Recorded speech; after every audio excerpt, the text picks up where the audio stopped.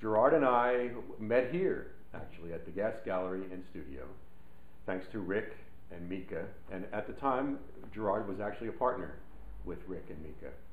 And they had an opening exhibition and invited artists to come, and we were both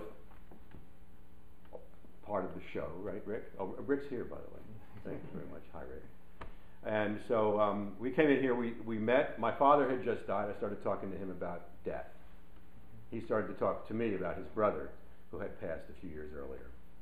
And, you know, death is always kind of a deep subject, and there's a lot to say.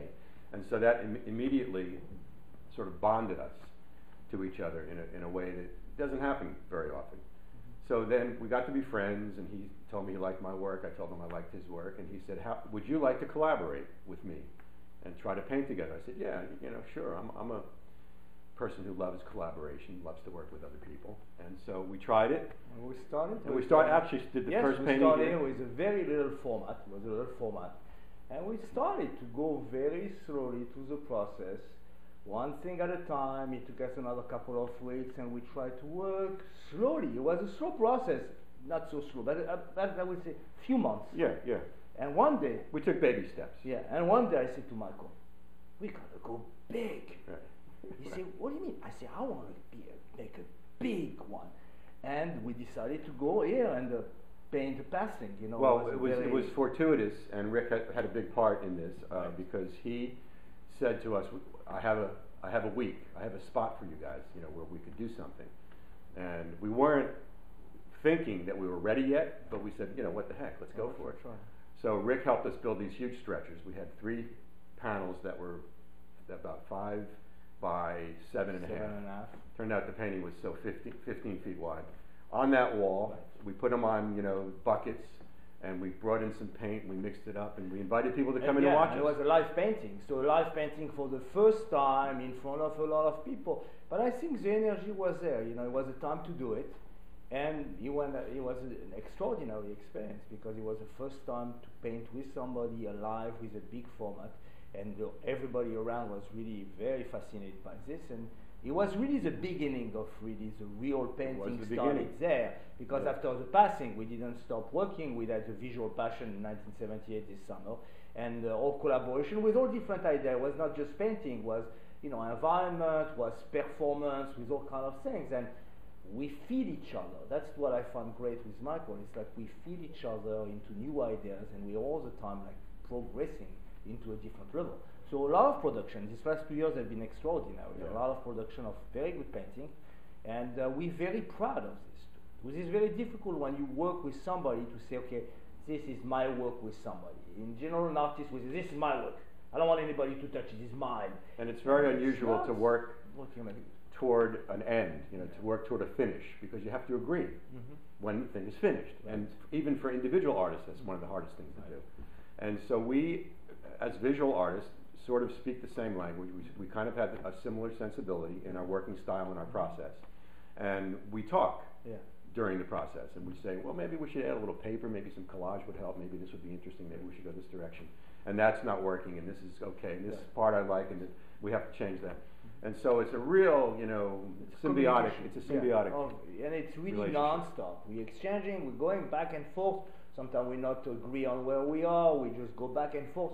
It's a very interesting communication to creativity, because it's extremely rare. That's true, you know, and I didn't think it could ever happen, you know, like to have this connection into like creating pieces who are holding up very well together too. You know? Yeah, we're actually very proud, and the important thing to realize about this is that 2 artists get together and make a third artist, really create a third artist by behaving in their way and not being able to do the thing that we do without each other.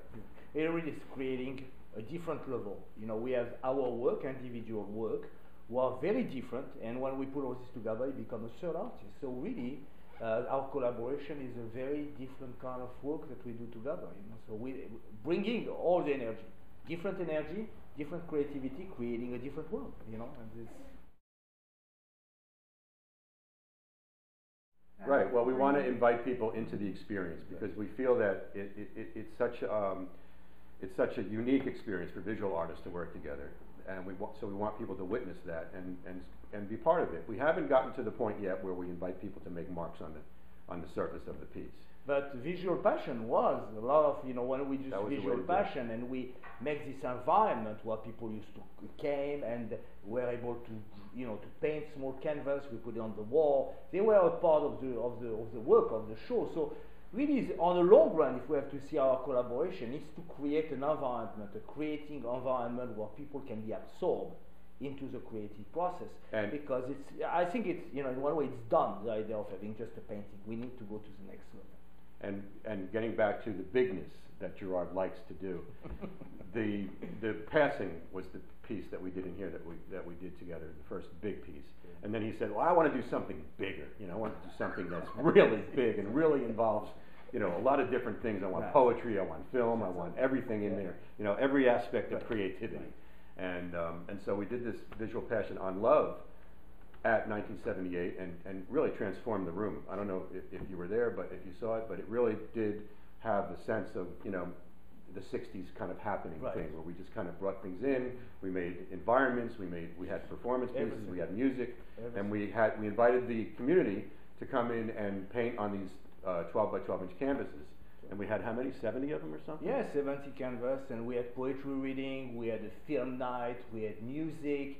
You know, really the idea is to expand just being just artist painter to be like complete artist and include everything.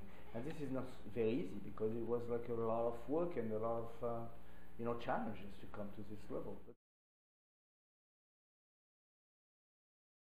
Death and love. What can it be better than this in life, right? I mean, these are like the two poles. I mean, another thing that I have been working on this documentary for a long time, you know, good or taking footage everywhere about love. So when we talked with Michael, I said, let's find something. He said, why don't you take already what you have been doing, working on this documentary, and add something? So it was like a little bit of the beginning of what I've been doing, but we just fed and we did completely different than it was starting, you know. Well, also the visual passion, it has become a brand really for us. And so visual passion was an idea that sort of came to us as a way of, we're both very passionate about our work, we're both very passionate about life. I mean, we do things other than our regular normal day jobs. We do things that, you know, that really go above and beyond what most people do, and even if it doesn't have anything to do with art, we're out there, we're doing, and we're always like, you know, running around going crazy, and that's what makes us alive, really. And of course, visual is visual. We're visual artists, and so visual passion worked. Yeah, music is very important to both of us, I think, and we made that part of the visual passion on purpose. We wanted to have live music, and we always paint to music. I don't think there's ever a time when we don't go into the studio and put the music on. So where I was doing pieces that were directly related to music, you know, now we just have, it's kind of random now. I had a connection to music that I wanted to express through the visual work. But now we just have kind of music that we put on and paint to. Well, you know, I am, besides being a painter, I'm a filmmaker. I don't know if it's one more important than the other, but film or visual, it's all the integration of film inside this. What, you know, it's like how I'm going to take painting and put it in my film and vice versa. So film is all the time a part of what I am working. Not really as outside, but more as inside, more like, you know, maybe take this, whatever we have been doing, and hopefully, like if I do, I'm working on next work, include this painting in my film. More than integrating the film in the painting, do the opposite. Take the painting, and, you know, obviously if I continue out working on this film on love, I will integrate our work on visual passion on love, because it's an expression of love, it's an expression of a painter on love, and then this will be integrated to the film. So all this tied up together.